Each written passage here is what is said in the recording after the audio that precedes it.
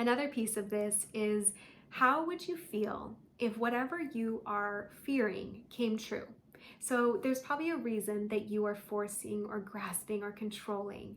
What are you afraid of?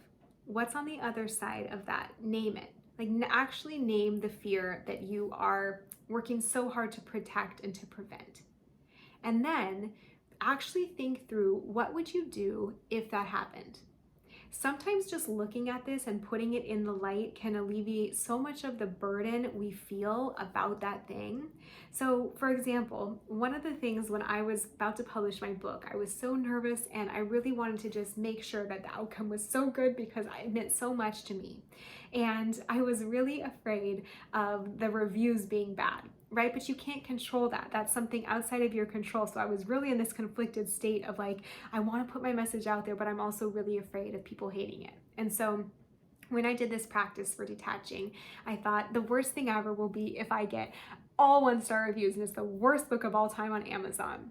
But actually, when I wrote that out, I was surprised how freeing that was to imagine that happening.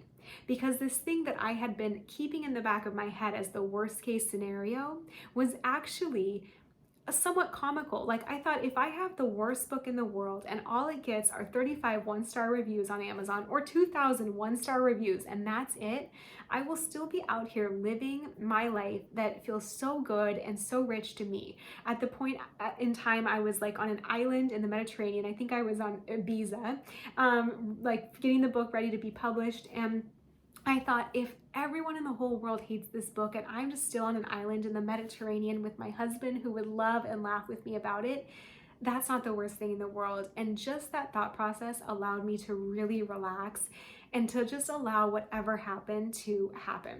And you know what? I have gotten a 1-star review on that book, but it didn't have near the charge that I thought it would have because I think I went through that process. And so by the time I went through it, I could allow and I could surrender and I could allow people to have their own opinions.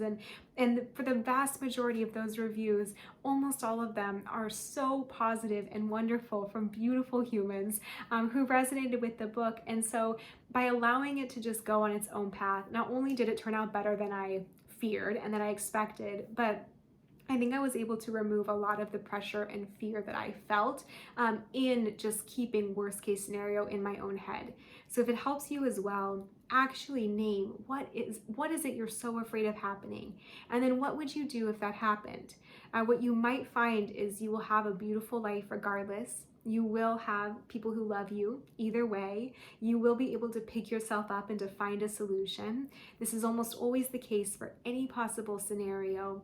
And so I hope that it just helps you as well to detach, to surrender, to allow, and then to be surprised when things actually do work out for the best.